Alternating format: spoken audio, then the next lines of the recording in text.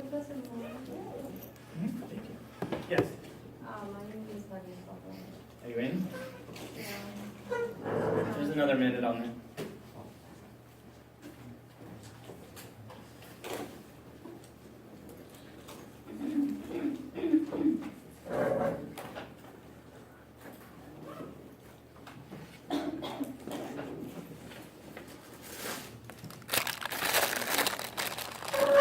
Send it to the computer stuff.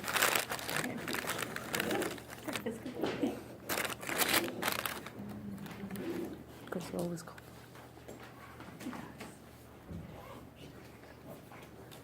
Hmm.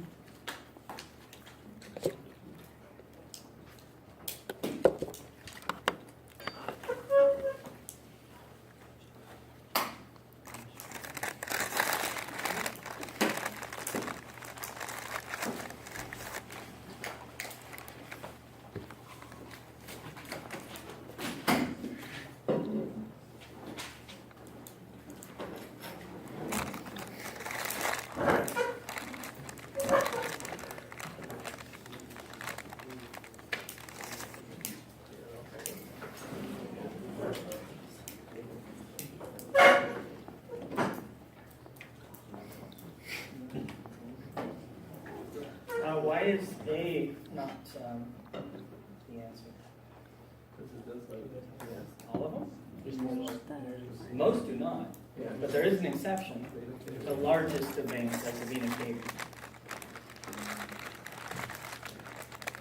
In a typical artery, what tunic is the thickest? Median. But in a typical vein? External. External.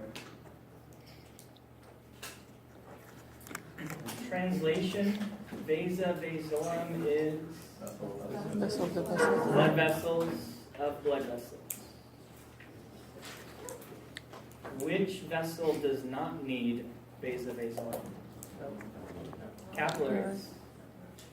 Venules, arterioles, maybe not as well, especially if the smooth muscle layer isn't really thick around the arteriole, but if it's too thick for diffusion to provide oxygen delivery, then you will have some sort of blood supply providing the wall of that vessel. But definitely not capillaries, they don't need it.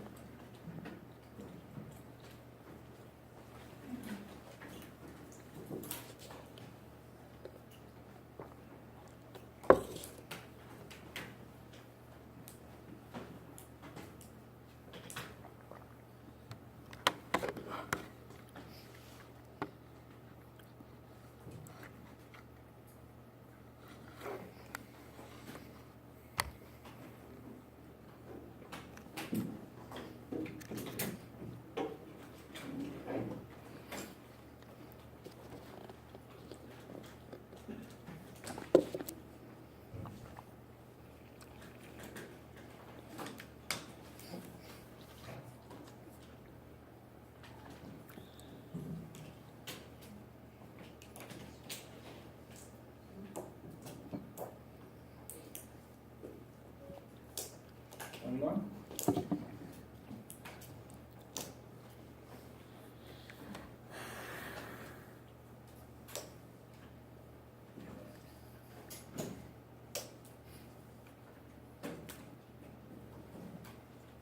Done?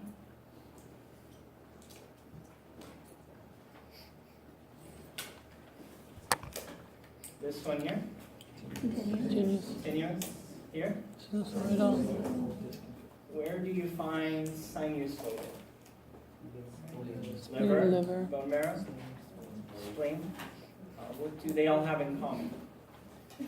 Red blood cells coming through it. That's all where those are all the places where you remove red blood cells from circulation and break them down using macrophages. And red bone marrow is also the place where not only do you remove red blood cells, but that's where they go in, right, as reticulocytes. So you want to have an easy method for moving these cells across the wall. And by having clefts and holes that are large enough for them to fit is the way to go. when it comes to proteins, they can cross the wall as well of a sinusoidal capillary. If cells can go, proteins can go. But how about fenestrated? What can get through that one? Plasma. Proteins and cells? No. Just proteins. Where would you find fenestrated? The small intestine. Kidneys. Endocrine glands. So you want to have, again, an efficient method of getting large amounts of proteins into the blood. And if you had to rely on transcytosis, that would cost a lot of ATP, and it would take a long time to move those hormones across the wall, a large quantity of them.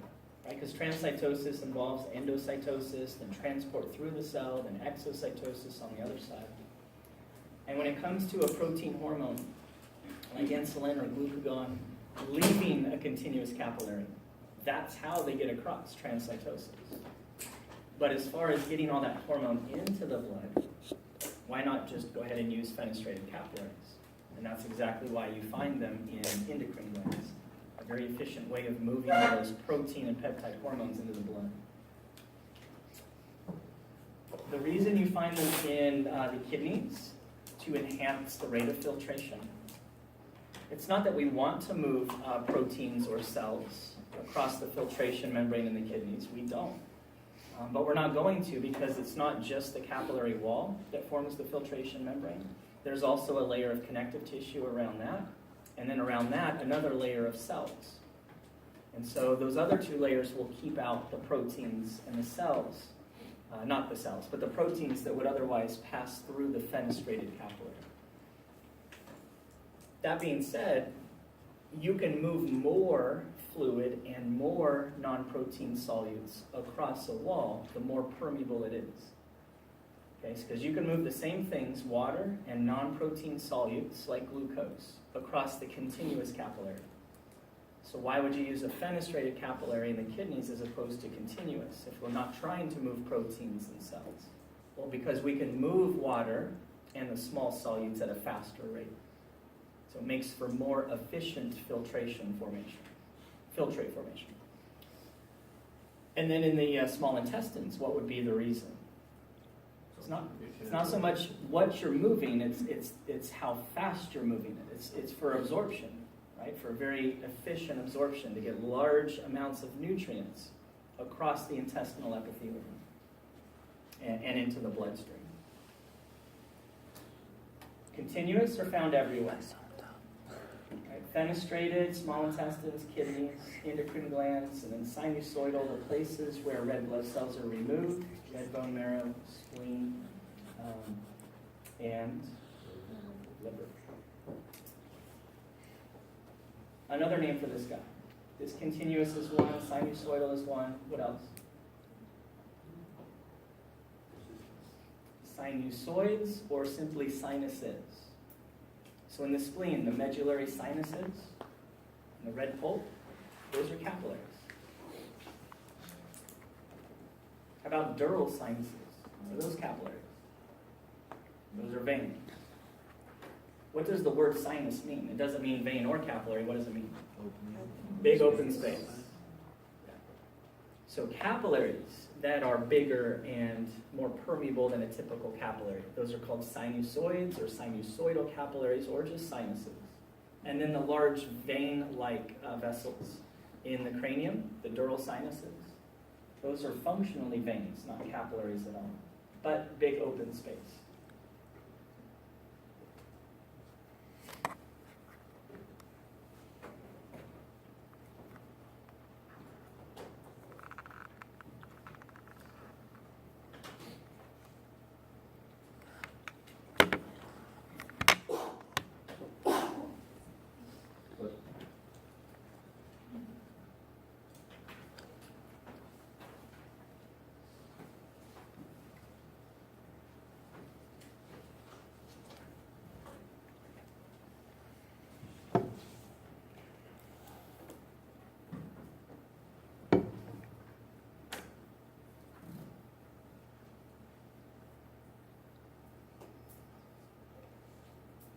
Done?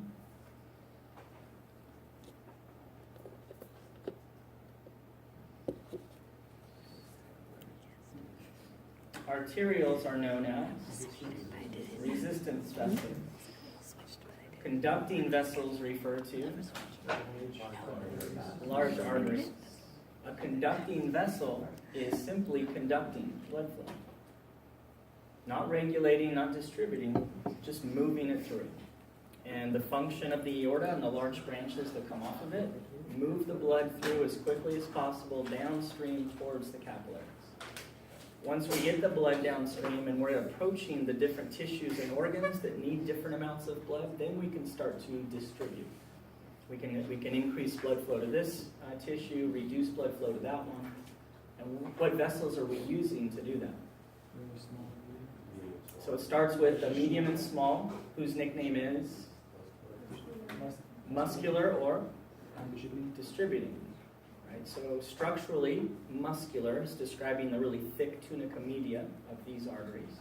And then distributing is reflecting the function, distribution, using that smooth muscle to constrict or dilate, to increase or decrease blood flow.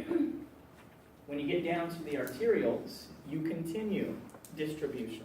You again use their smooth muscle, constrict, dilate, to decide just how much blood is going into this capillary bed versus that capillary bed. But the other thing that's significant about the arterioles is that if you watch the drop in blood pressure as blood moves through the arterial system, the biggest drop in pressure occurs as blood moves through the arterioles. And why is that? Really small diameters. Super small diameter, creating a whole lot of resistance. So you could say blood encounters the most resistance when it passes through the arterioles. And that's why you see the biggest drop in pressure. You're using the pressure. That's why it's dropping. You're actually using it to overcome all that resistance, to maintain the same flow. So we've got elastic or conducting vessels, that's the large arteries. Muscular or distributing, that's the medium and small arteries. Resistance vessels, that's the arterioles. And we haven't got there yet, but how about capacitance vessels? What do those refer to? Veins. They have a huge capacity to hold blood because they're easily distensible. With a slight increase in volume and therefore pressure,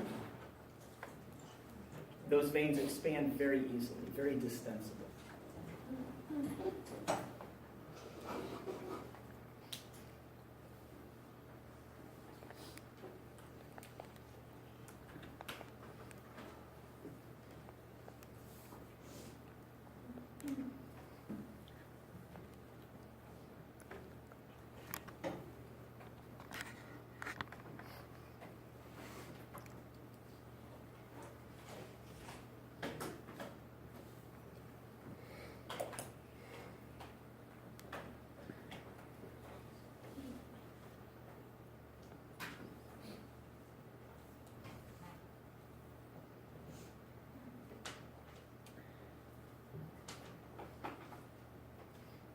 Done?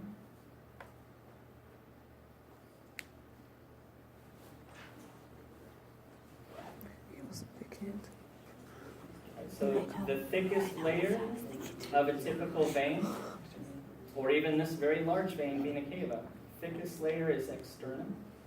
In an artery, the thickest layer tends to be media.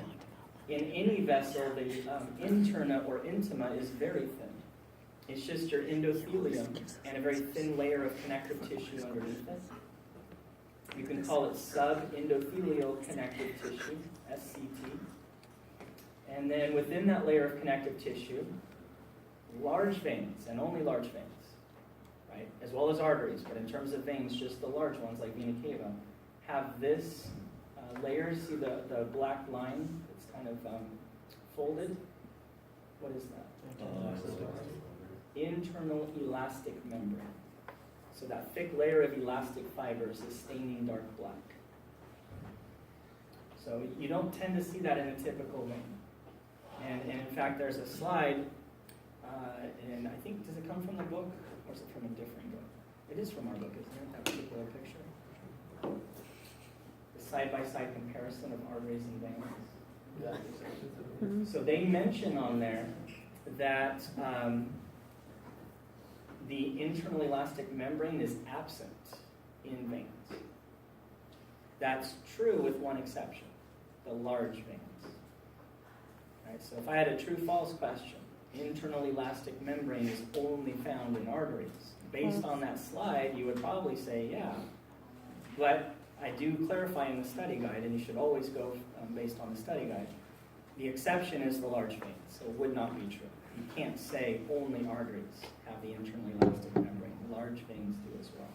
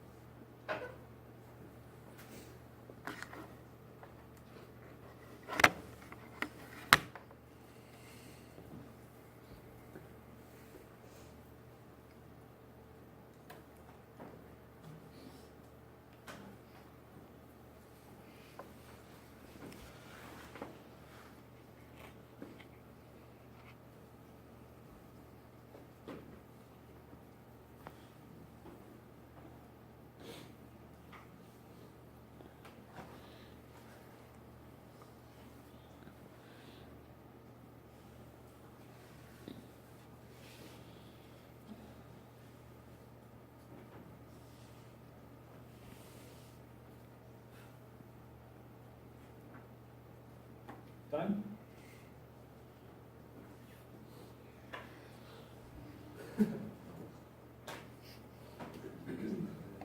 So a terminal arteriole, terminal means the last. It's the last vessel of the arterial system. After blood goes through the arteriole, it enters a capillary bed. And then upon leaving the capillary bed, the very beginning of the venous system is the venule. And then between the arteriole and the venule, forming the capillary bed or network or plexus, dozens of true capillaries. So each little straight piece is a true capillary, and they're all interconnected into that network called a capillary bed. What do you call the branch that comes off of the arteriole that comes into the capillary bed? And then the true capillaries come off of it. Meta-arteriole. And then after passing through the meta-arteriole, what's the second half of that same, the continuation of that same vessel called before you get to the venule? Thoroughfare channel. And then you have smooth muscle at the beginning of each true capillary that comes off of the meta-arteriole. And what do you call those smooth muscle cells? What do they form? Pre-capillary sphincter. So if you constrict them completely, so no blood goes into the capillary bed, not into the capillaries themselves, but just through this path, then what you've created is called a vascular shunt. So the meta-arteriole plus the thoroughfare channel together can form a vascular shunt if we're making sure the blood does not go through the capillary bed.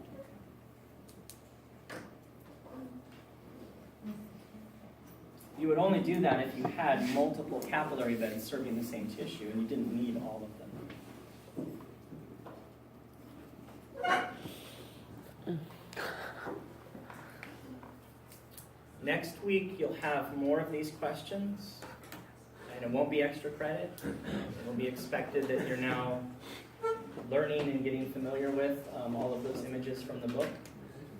But today, you didn't know that I would put them on, so extra credit if you know the answer. But more of this next week.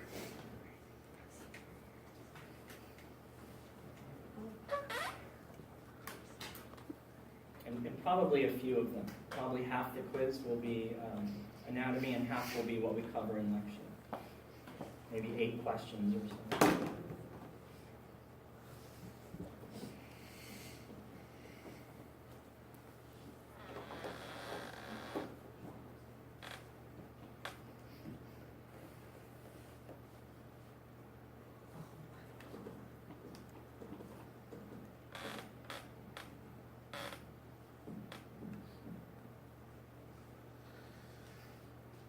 Done?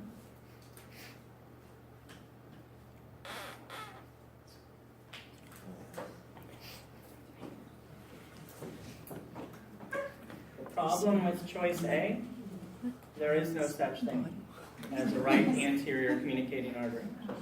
There's only one. There is no right, there is no left, there's only one. It is right here. Just a tiny little bridge between this vessel and this vessel. So you got to start here. It's a branch that comes off of the, what is this? Internal carotid artery. Okay. Over here, yes, now it's middle cerebral. But prior to it becoming middle cerebral, these other branches come off first, including this one called, this is the right anterior cerebral. All of this. So it comes around, turns, goes up. And how much of that vessel are we actually seeing here? 5% of it? Where's the rest of it? See how it's going up into the longitudinal fissure, and then from there it goes up, and it serves that entire frontal lobe, both on the inside, and it branches out to cover the outside as well. And the best way to see that is one of the brain models in the classroom, or the sagittal head model. You can see more of it. But from this view, you're actually seeing just the beginning of it. So right in here is where it disappears. And there's a lot more. And then if you follow the internal carotid, after the anterior cerebral branch comes off, then it becomes middle cerebral. And again, we're only seeing some of the middle cerebral. It continues around. And then here, this is posterior cerebral. And again, we're only seeing some of it as well. Circle of Willis. What's the new name that we don't call it people's names anymore? Anterior cerebral circle, is that it? Cerebral and arterial. Some combination of cerebral and anterior. It's cerebral arterial. Oh, arterial. Cerebral arterial circle? Yeah. Circle of Willis is fine. That's how I learned it. That's how I still describe it. So you can start, it's a circle, so you can start anywhere. Let's start with this one. So we have the right anterior cerebral artery, then anterior communicating, then left anterior cerebral artery. Now we're into the internal carotid artery. Left or right? Left. And then left posterior communicating. And this picture is a little odd. Usually the communicating goes into the posterior cerebral, and then you have to go across to the other posterior cerebral and then into the communicating. The way they show it here, it's not connected to the posterior cerebral at all. This is posterior cerebral based on this image. This little piece here, I have no idea what that is. This should be going into here. So you have posterior communicating, and then posterior cerebral, posterior cerebral, posterior communicating, back to internal carotid. So altogether, the circle includes anterior cerebral, anterior communicating, posterior cerebral, posterior communicating, and the internal carotid.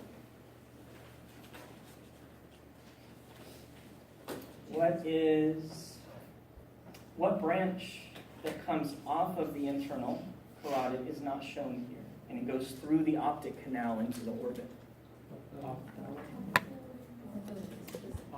Ophthalmic arteries, very tiny branches that come off the internal carotid and follow the optic nerve into the optic canal. And this vessel here, basilar. Mm-hmm. And then these two that form basilar, left and right vertebral arteries. How do the left and right vertebral arteries get into the cranium? Because they go up the neck, up the cervical vertebrae. How do they get into the brain, into the cranium? Foramen magnum. How does internal carotid get into the cranium? Carotid canal and the temporal bone.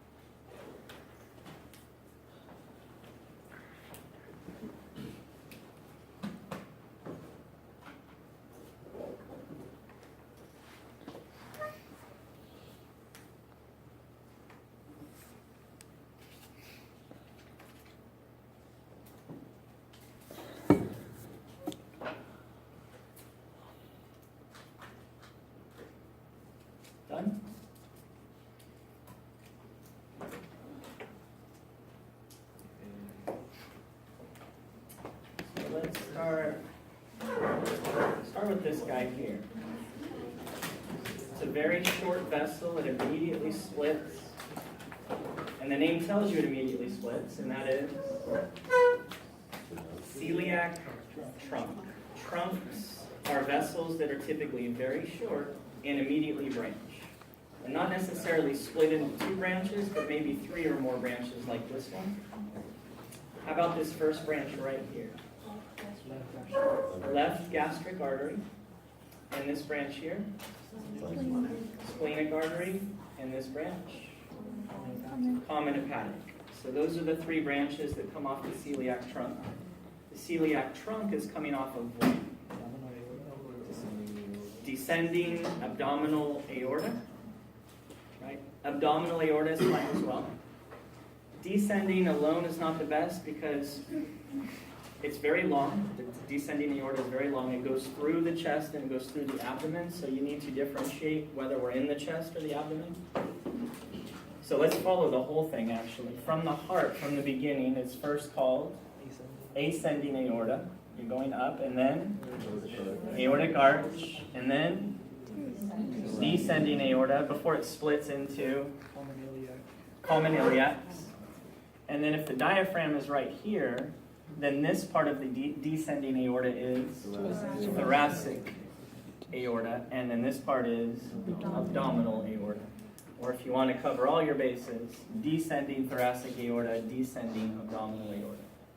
If you're going to go with one word and not both, rather than descending, I would say abdominal. And then same thing up here. Instead of descending, go with thoracic. So we know the region. Descending is the least precise of all those terms. What three vessels come off of the arch? And making very crude drawings like this, because I can't draw worth anything. If I can do this, you can do this. This is a good way to learn the branching pattern for the vessels. Try to draw it out. So what's the first one? Brachiocephalic trunk or artery is fine. We need to differentiate it from the left and right brachiocephalic veins. Okay, so brachiocephalic artery or brachiocephalic trunk. Left common carotid, left subclavian. Well, where in the heck is right common carotid and right subclavian? Comes off the trunk. So it's strange that left common carotid and left subclavian come right off the aorta, but right do not. They come off the trunk instead. Most of the time, we have symmetry between left and right sides, but not always. Another good example of asymmetry, left gonadal vein comes off of what vessel? What is it attached to? Left renal vein. So left gonadal vein comes off of or is attached to the left renal vein. But the right gonadal vein is attached to, not the right renal vein, it's not symmetrical, it comes off of inferior vena cava. And I feel weird saying comes off of because that implies the blood is going from the vena cava into the gonadal vein. Blood's going the other way, right? So we should probably say the Branches off. the right gonadal vein is emptying into what vessel? Inferior vena cava. While the left gonadal vein empties into left renal vein, which in turn empties into inferior vena cava. It's called common hepatic artery until the gastroduodenal artery comes off, which is this one here, which is not on your list. Once that one comes off, what's the rest of this called? Because all the blood that's in the remaining vessel is going to the liver. So it's hepatic artery proper. But when blood is going through the common hepatic artery, it's not all going to the liver. Some of it is going to the stomach and intestines and other structures. And that's why it's called common. Right? It's part of it's going to the liver, but not all of it. Proper means it's all going to the liver.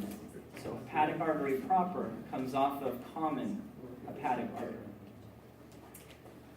Another branch that comes off of common hepatic artery, but sometimes, in some people, comes off of the hepatic artery proper instead. This one here, right gastric artery.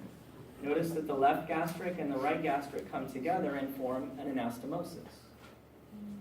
Right? So if you had like a blockage right here at the beginning of your left gastric artery, your right gastric artery still takes care of the same region. And this region of the stomach is called the lesser curve, or lesser curvature. And then out here is the greater curve, or greater curvature. And these vessels out here are gastroepiploic. Left gastroepiploic and right gastroepiploic, not on your list. So from your list, celiac trunk, abdominal aorta, common hepatic, hepatic artery proper, right gastric artery, left gastric artery, splenic artery, and then this one down here, superior mesenteric. And then for the veins, this large vein is inferior vena cava, and then these. Yeah, those are right hepatic veins, and this would be a left hepatic vein. Right? There's liver all the way through here. They just cut it off so we could see behind it. But this is all liver.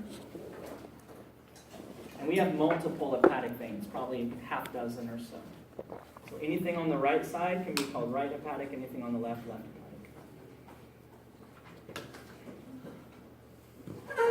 hepatic. Study guide, we are on part 2, physiology.